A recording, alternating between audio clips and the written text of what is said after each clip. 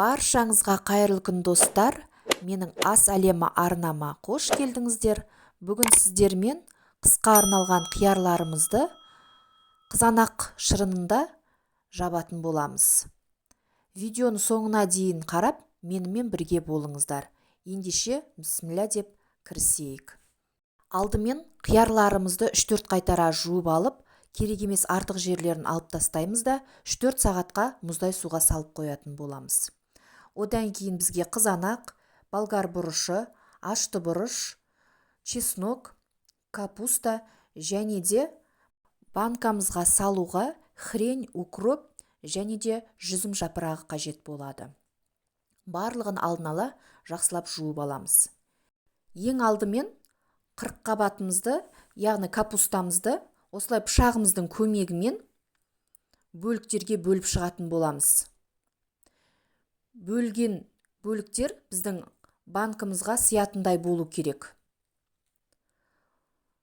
Ендігі кезекте осылай ыдысымызға салып, капустамыздың үстіне қайнап тұрған ыстық суымызды құйып, жарты сағат уақытқа қалдырамыз.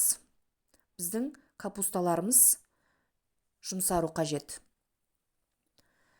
Дәл осы ретпен алдын ала дайындап жуып тазалап алған помидорларымызды да 4 бөлікке бөліп, соковыжималкамыздан өткізіп, қайнатып аламыз.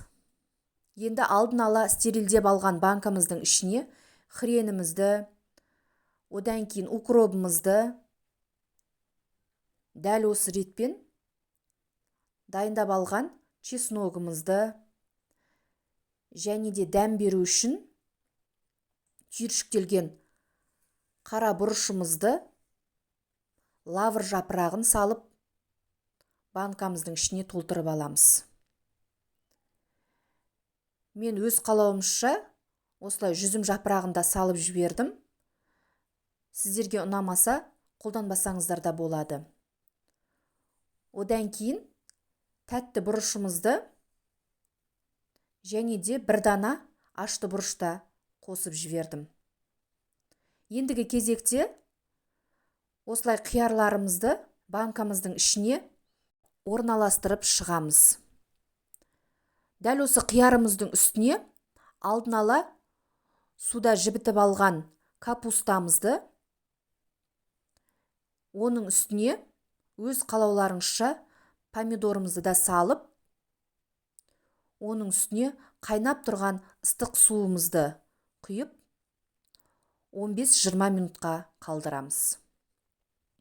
Міне, барлығын осылай салып алдық. Енді үстіне суын құйып, 20 минут уақытқа қалдырамыз. Осы ретте біз алдын ала қызанақ шырынын да қайнатып аламыз.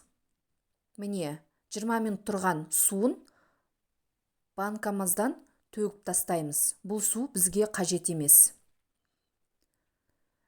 Ендігі кезекте осы бос банкамыздың ішіне алдын ала қайнатып алған қызанақ шырынын құятын боламыз.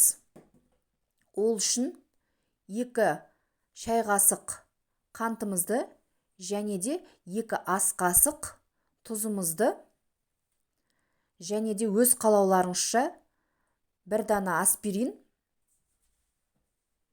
дәл осы ретпен толтырмай жарты шай қасық уксусымызды құйып, үстіне қайнап тұрған қызанақ шырынын толтырып құйып алатын боламыз.